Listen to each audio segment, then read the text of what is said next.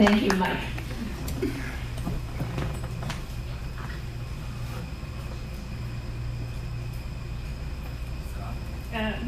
You know what? This is the first way to succeed is now to turn your device on. Perfect. This is my dog. But that actually is my dog. That's not some dog off the internet. I took that picture. In fact, I've had this dog since she was 6 weeks old. That's always good for a little audience love.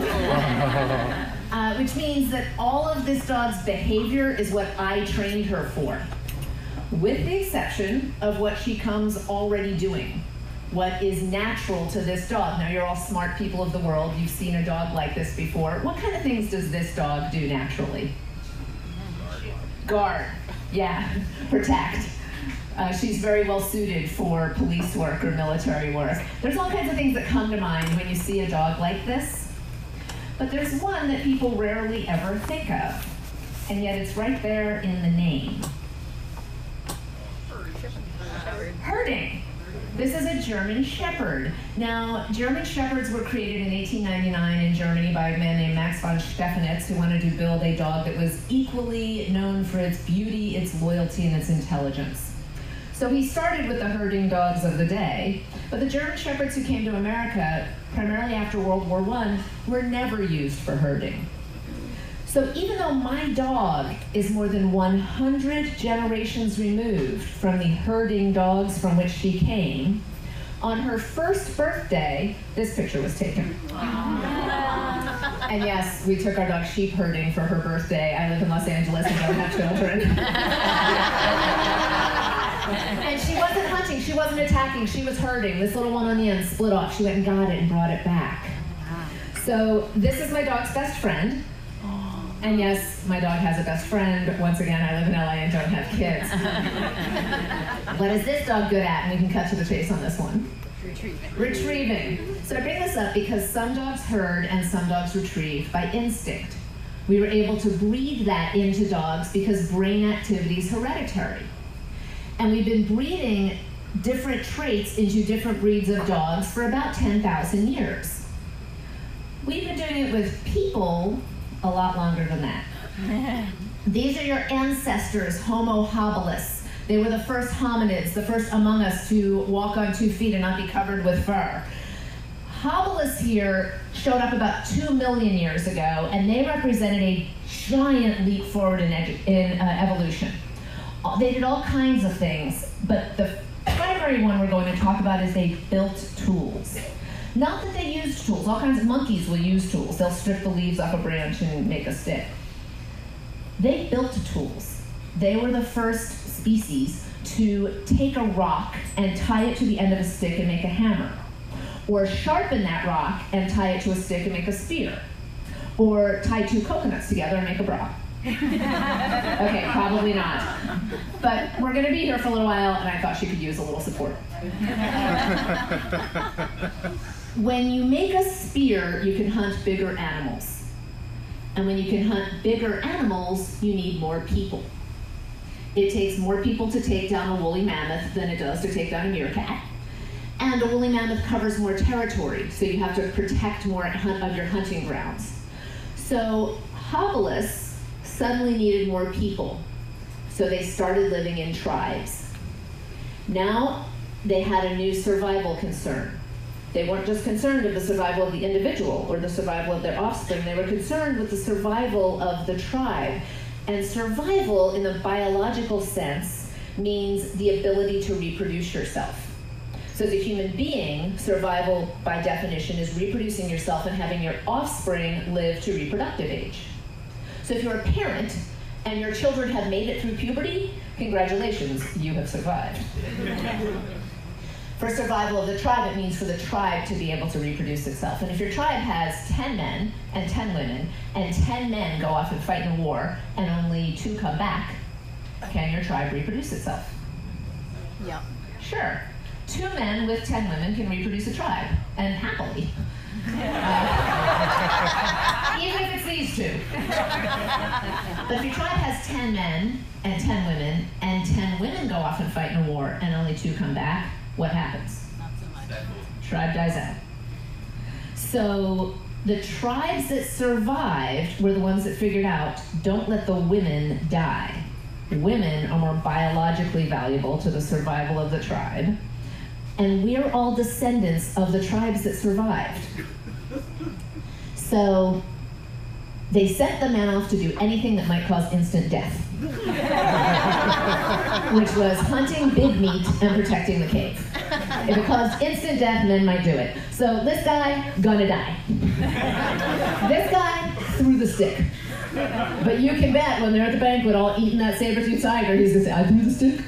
Yeah, we all know that guy. We all work with that guy. So the men did the things that might cause instant death, and the women did absolutely everything else. Every single other task was done by women. They skinned the meat, they prepared the food, they cared for the elderly, they raised the children, they tended to the sick, they foraged, they fished, they engaged in early stages of agriculture, they hunted small game, they kept the fire burning. If it didn't cause instant death, women did it. And they did it as a group. They did it collusively. They did it around the campfire together. The men were off hunting meat, protecting the cave, and apparently hailing the cabs. At this point in the full version of this presentation, I turn it over to a video of Dr. Dan Gilbert, who is a Harvard professor and the preeminent brain researcher in this subject. We don't really have time for that today, so I will share with you what Dr. Gilbert shares in his talk, which is 2 million years ago, which is when we started living in tribes, something happened in our brains. Our brain began tripling in size. Our brain was the size of a meatball 2 million years ago. Over the course of about 1.2 million years, it grew to the size it is now. And it didn't just blow up. It added compartments. And it added compartments for all the new things we needed now that we were more advanced and living in tribes, hunting bigger meat, et cetera, et cetera. And one of the compartments it added was the prefrontal cortex. So the prefrontal cortex didn't exist until after our survival skills depended on our gender. That is an extremely important point to remember, especially when you think about instinct, especially when you think about the fact that brain activity is hereditary, because our prefrontal cortex controls our emotions, our social interaction, and our decision making. So the processing center in our brain that controls emotion, social interaction, and decision making did not exist until after the time when men were sent off to do, there's prefrontal cortex, to do everything that might cause instant death, and women were back at the campfire doing everything else. So the traits that men developed while doing this were things like aggression. If the saber-toothed tiger is running at you, you have to be able to run back at it. If you're just running away, you're not going to eat it, and chances are it's going to eat you. Competition. You want your spear to be the one that kills the woolly mammoth. Why? Bragging rights. Bragging rights? Even more basic? Someone said it? You get to eat it. You're the first one who gets to eat. Who else gets to eat first? Your wife and children, your family, your offspring, which means they're more likely to survive. Do you have 5 minutes to decide whether to throw the spear or not? No, you might not even have 5 seconds. So quick decision making. Remember, prefrontal cortex controls how we make decisions. And their prefrontal cortex was developing at a time when this determined their survival, or men's prefrontal cortex. Also, do you only throw the spear when you're 100% sure it's going to kill the beast? No, because you would never throw it. Do you throw it when you think, oh, there's a 5% chance I'll kill this animal? No, then you would just lose your spear. So risk analysis. So the traits that were evolving in men's brains were competition, aggression, quick decision making, the ability to assess risk, and one more. The ability to be completely at rest when not in use. Ladies, this is a survival trait. If you are sitting behind a rock rock for 2 days waiting for the saber-toothed tiger to wander by, you cannot be making a to-do list. If you're in a foxhole for 2 weeks waiting for the fighting to start again, you have to be able to quiet your mind or you will lose it. See, women were responsible for the survival of the offspring of the tribe. We never had this luxury. There was no point at which our brains can be shut down, otherwise a kid might die. Unfortunately, this is something we don't truly understand about men. So if a man and a woman are alone in a room together and nothing's happening, what is the worst thing she can ask him? Yeah, what was it? What are you thinking? Yes. Because the answer is nothing. And that's okay. It means if we need him to kill a saber-toothed tiger, he can do it. But our brains evolved differently because we had different survival requirements.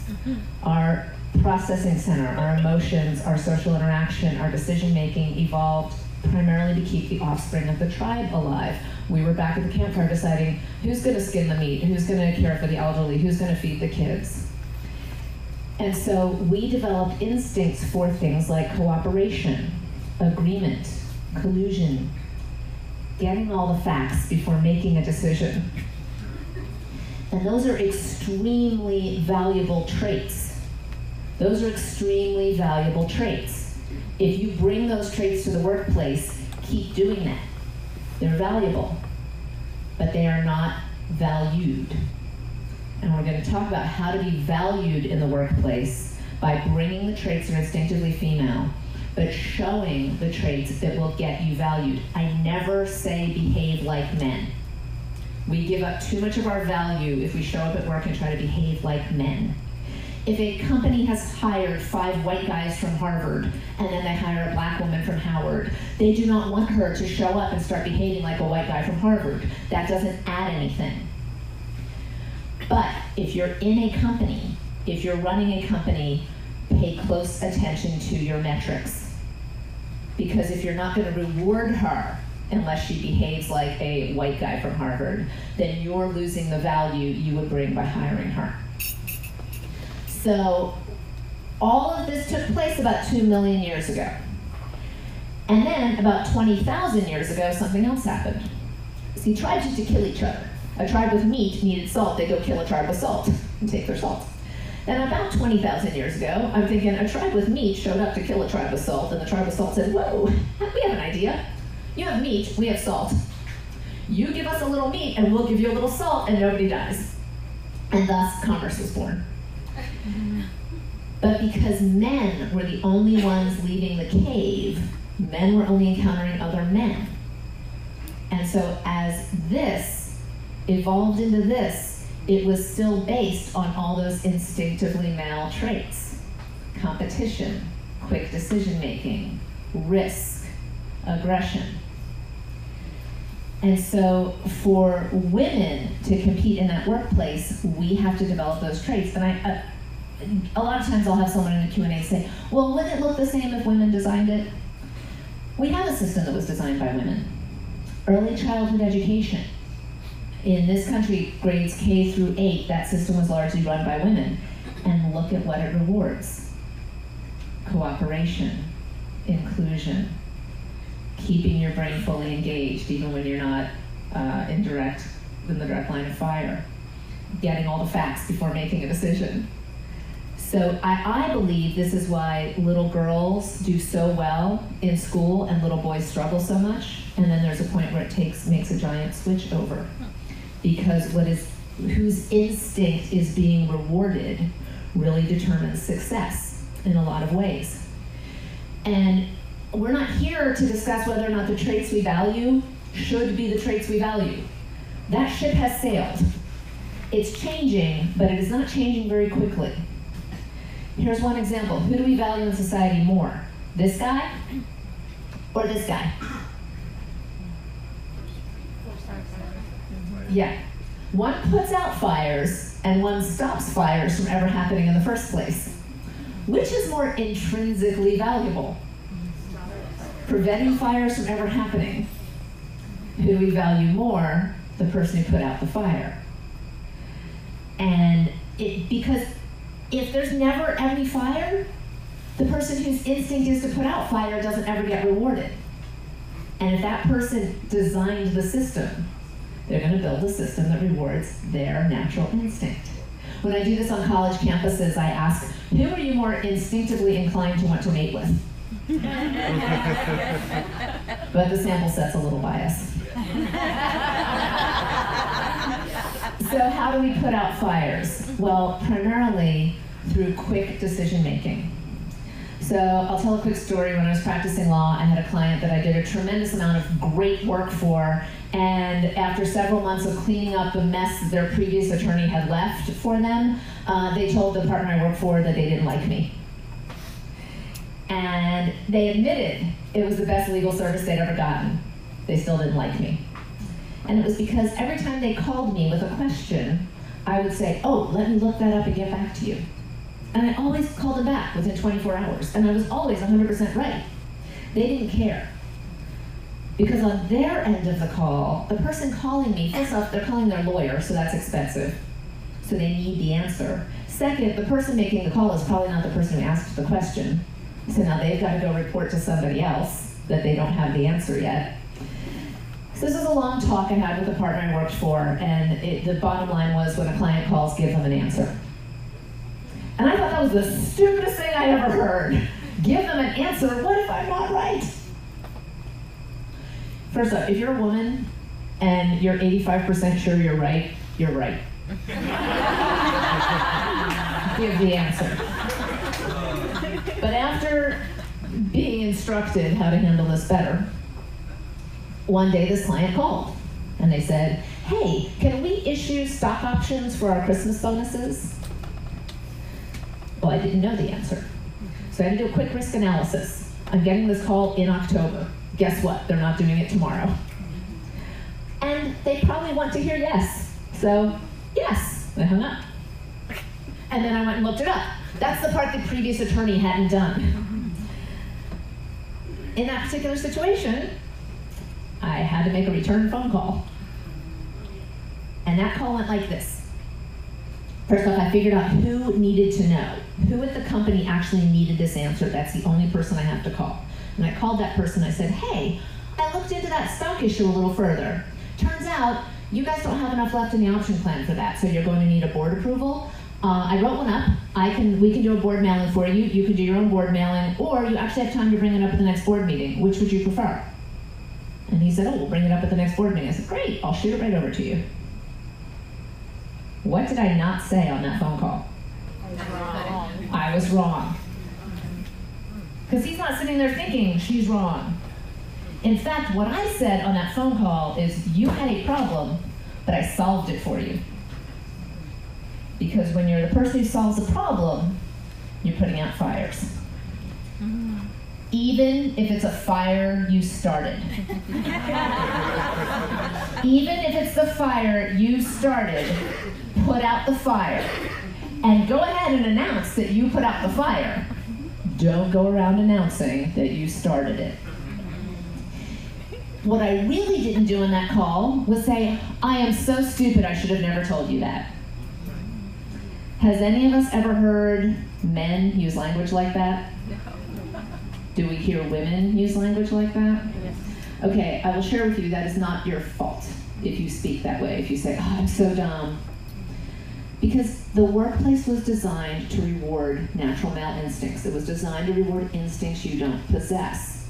And so therefore, you're always swimming against the current. You're always trying to figure out how you're going to get rewarded, how your work is going to get acknowledged. And swimming against the current is exhausting. But worse, you look over at the guy swimming in the current and you think, damn, that guy's a good swimmer. I wish I could swim that well. But if you're always swimming against the current, what kind of a swimmer are you becoming? Incredibly strong. So be aware of that. You don't have to put yourself down. In fact, when you announce that when you have something to share, announce that what you're about to say has value. And the way you do that is you don't open with, I might be wrong, but, or just as bad, would everyone agree? that we need to move the shipment date to Tuesday? Well, what if no one agrees and you're right? You've just forfeited the ability to defend that position vigorously. So you open your statement by announcing that you're about to say something important, which is to say, here's what I think. And then pause. That pause is extremely important for two reasons. One, it makes everyone in the room realize you've just spoken. They look up from their phones for a second, unless they're tea, and then they don't look up their phones. Pretty much. Relevant. Thank you. It also forces you to slow down. It is our natural instinct to speed up when we're excited or nervous or feel like we're not being listened to. And when we speed up, our voices go up an octave, which, honestly, this is crazy. The human ear is less able to hear higher pitched sounds. Why? Because all of evolution is about survival. You needed to hear the low growl. You didn't need to hear the chirping bird. So if you're about to say something, slow yourself down. I have to do it throughout the course of this talk. I've already had to do it several times because this is a 1 hour talk and I'm somehow doing it in 25 minutes and I'm trying to remember what slide is it next, what's happening. So while I'm thinking that, I force myself to slow down. So when you say, here's what I think, then proceed with your point. If you want it to be extremely powerful, you say, this is my area of expertise, and here's my solution. Pause twice. Or, I've researched this a lot. Here's where we should go with it.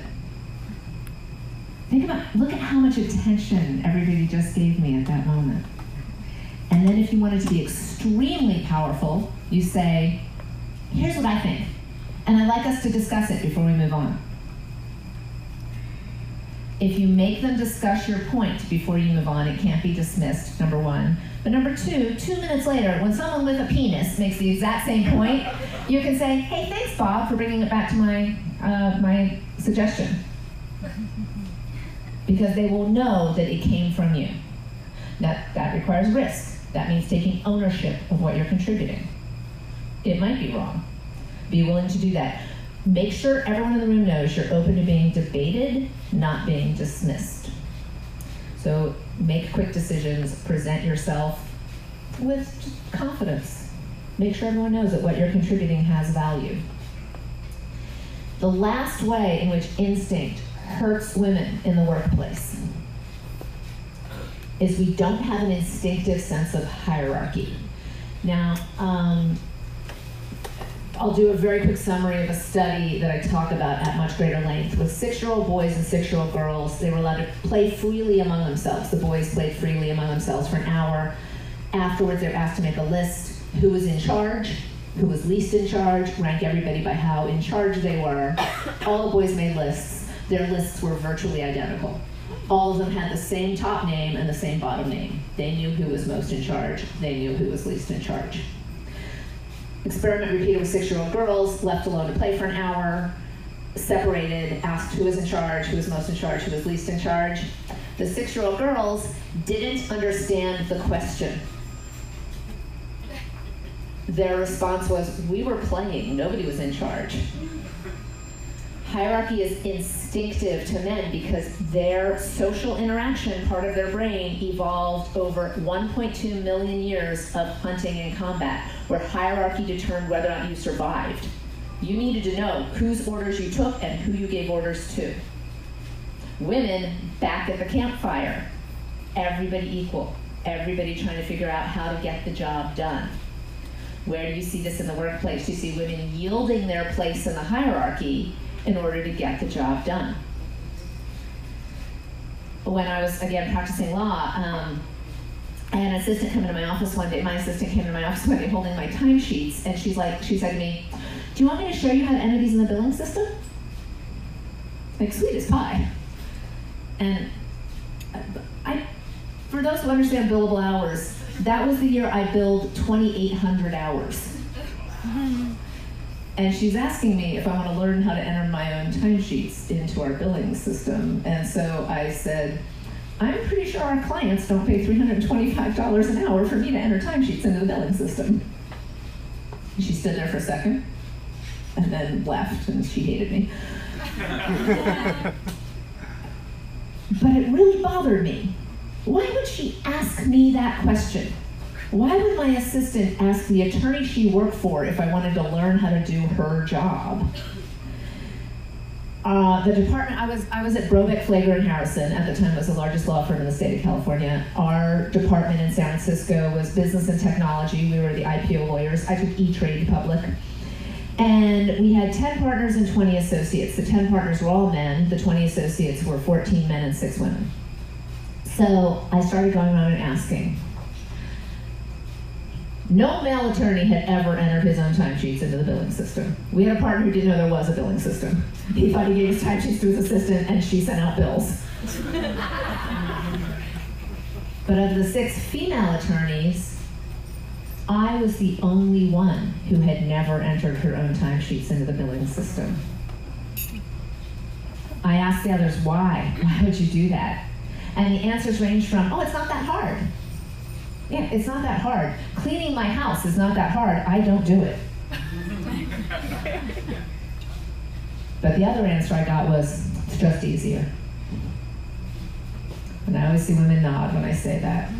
It's just easier to do my assistant's job than to force my assistant to do it. And that is a terrible position for women to put ourselves in.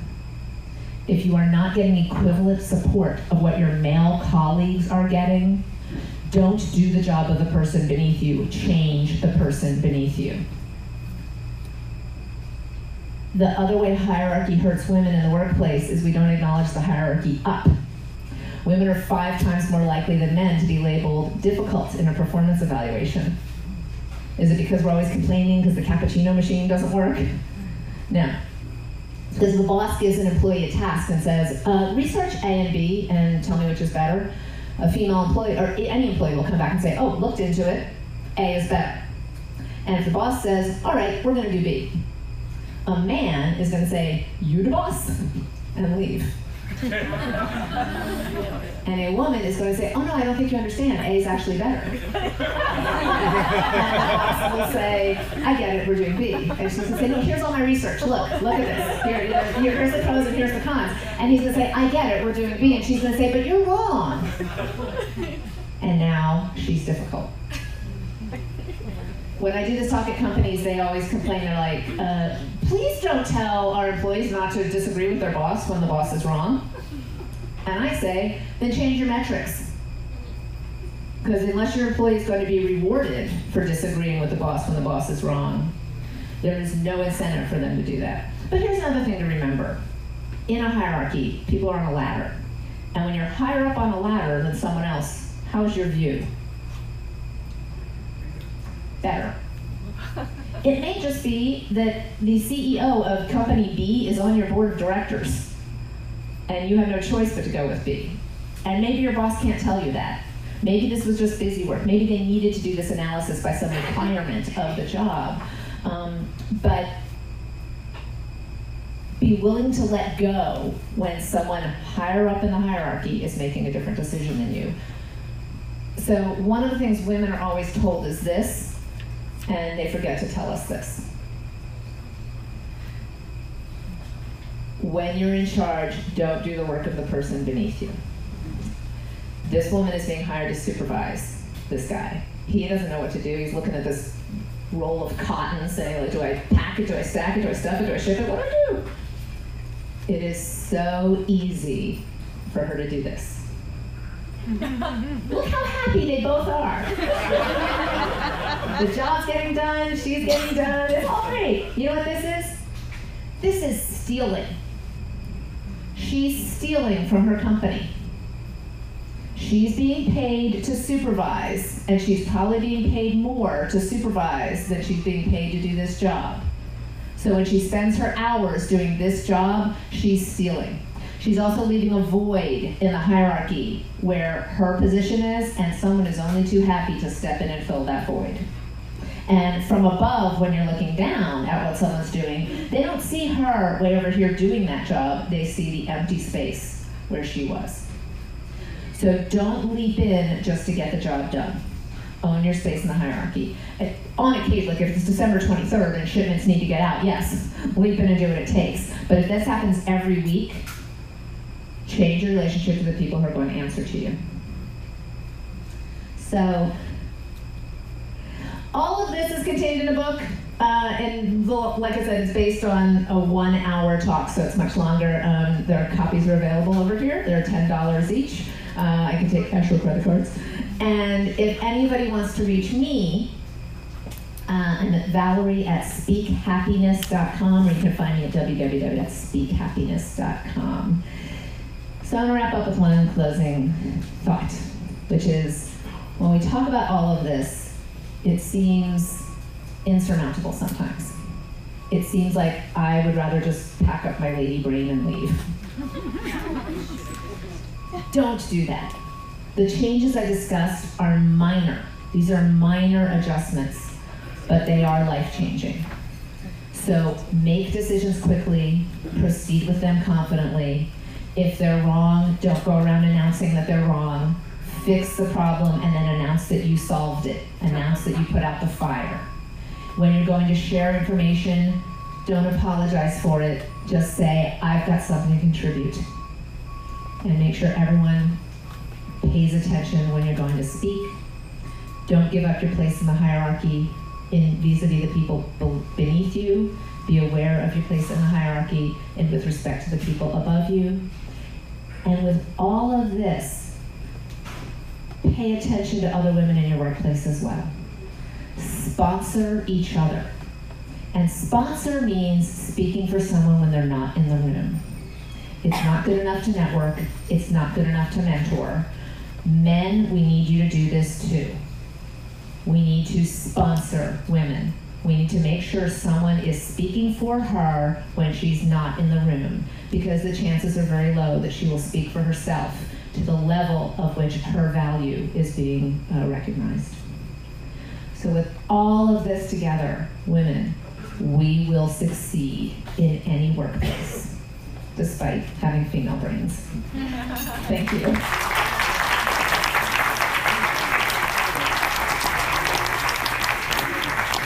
One word, amazing. That was just really educational. Another warm round of applause, please. That was awesome. I learned a lot from this. I usually do just a quick wrap up to acknowledge what the speaker has said. And I have to say that this isn't just for women, though I think it is very important that we do empower women in the workplace in all aspects of life. But I think I had some great takeaways that reinforce some of the ideas that I have about running a future company, which is just a lot more collaboration and a lot less competition, because the male ego is such a dangerous thing, I think. So with that said, we're gonna open up to Q&A. John will walk around with the mic.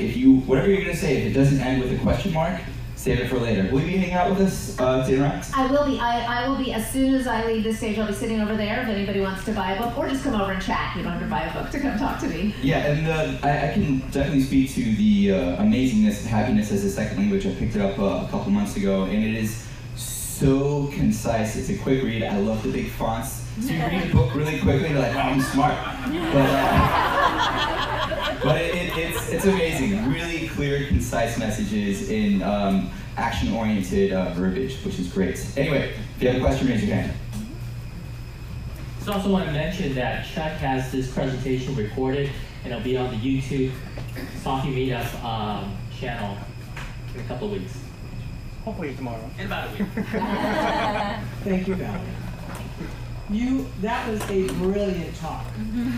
Okay, I am in a male-dominated profession. I'm a general contractor.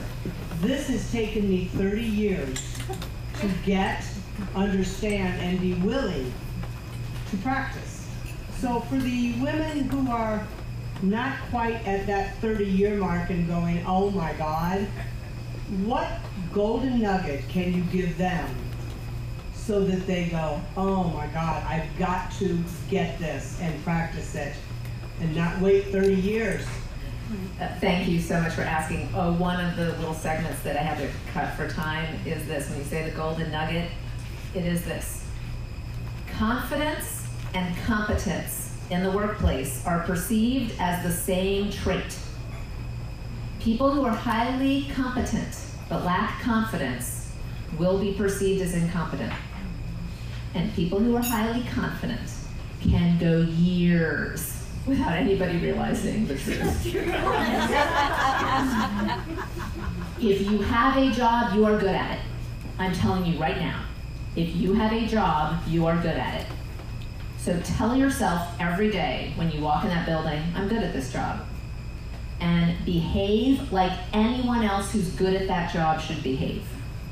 I just did this talk I was the keynote at the East Tennessee Women's Leadership Summit, and the night before there was a little speaker reception. And I did a thing about the imposter syndrome where I had every woman in the room. I described it, if you feel like a fraud, you feel like they're going to take it away from you any moment. I said, everyone raise your glass if you feel this way. And most of the women in the room raised their glasses. So I said, okay, now clink glasses with someone else's glasses up. And we just heard massive amounts of clinking. And I said, are you shocked by who you just clinked glasses with? So you're sitting there thinking, I'm not good enough for this job. Look around you. Aren't you surprised that every other woman feels that way? So therefore, they're surprised that you feel that way. You bring so much value to the workplace.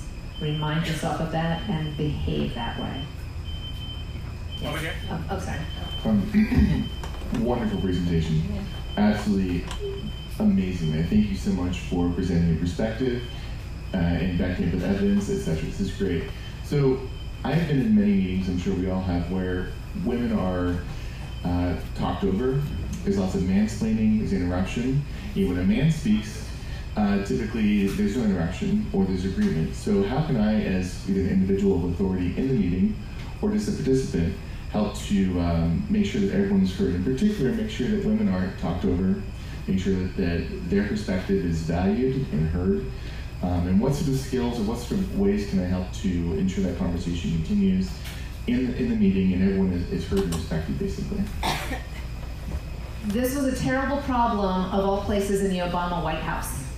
The women were being talked over in meetings. And so they got together and met and figured out how can we fix this. And they discovered that the solution was a process called amplification.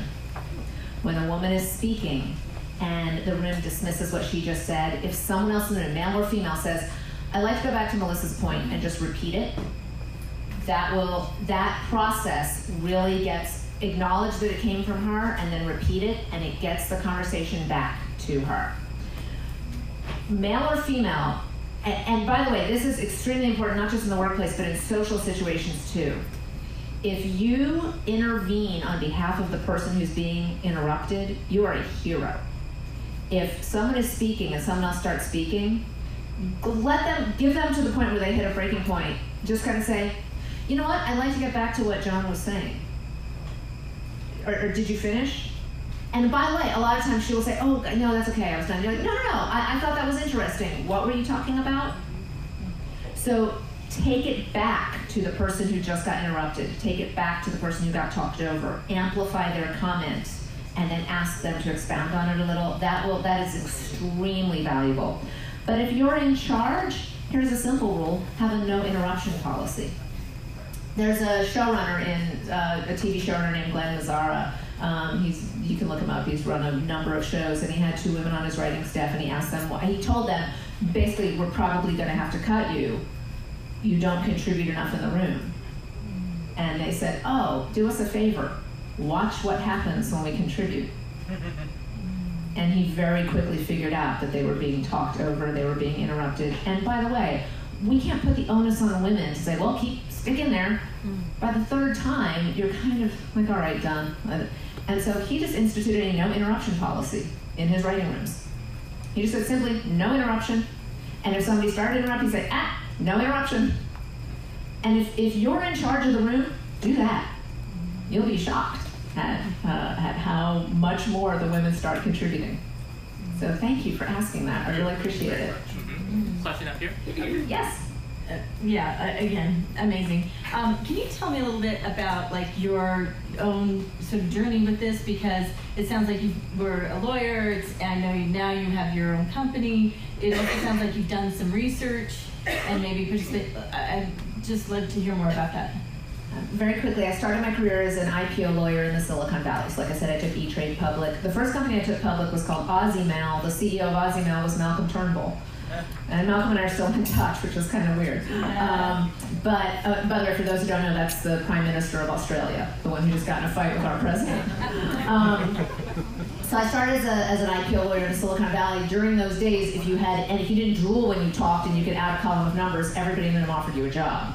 So I went quickly from law to venture capital to investment banking. Then I was the VP of business development and internet startup. And then my mom got sick. She had a brain tumor. She's still with us. I spent last weekend with her. So I quit my job. I sold my house and my car. I gave away all my furniture. I moved back to Indiana. I took care of my mom for a year. That was great. It was really fun. And in my absence, the Silicon Valley fell apart. I left in 2000, and when my mom was better, it was 2001, and there was literally nothing to go back to from having been an IPO lawyer and a venture capitalist investment banker, blah, blah, blah. So I had done well enough that when I got to the California border, instead of going right to go back to the Bay Area, I went left and said, I think I'll go try and make movies. I didn't know anybody. I slept on the couch of a friend of mine from law school, and I found a place to live. I started writing scripts. I gave myself 2 years. I said, if I can't earn a living doing this in 2 years, I'm going to stop. And a year and 10 months later, I was in Joel Schumacher's living room pitching my take on an adaptation of a book he was going to direct, and that was my first screenwriting job. That was fun. Being a screenwriter was fun, and I liked it. I had a very fun career for a while, and then my union went on strike. And I was one of the 80% of working writers that didn't recover from the strike, the fact that they hide at this point. But I had a deal at MGM, it went away. And I started writing books during the strike. I wrote Happiness as a Second Language. And then I started being asked to speak places based on that book. And at the same time, I was asked at the LA Film School to give a talk called How Women Can Succeed in Hollywood. The great irony at the time when I was like absolutely failing in my career. But I was doing the brain development research for the happiness work. I have a certification in the science of happiness from the Greater Good Science Center at Berkeley. And so when I discovered this thing about our prefrontal cortex evolving, and I said, wait a minute, this describes everything I experienced in law and investment banking and Hollywood and everything. And so I put the talk together, How Women Can Succeed in Hollywood Despite Having Female Brains. And that was in 2011. And then it evolved into all of this, and now I travel around the country and do that talk. And last summer I came up with an idea for a tech company. And when I started telling people about it, they were like, that's a product I want. And so I will share, I partnered with a CTO. That turned out to be the wrong partner. We parted ways. I now am the sole founder and the CEO, and I have a tech team that is working for me on a contract, and we're raising some money, and things are going well. But yeah, there's a lot of ups and downs along that.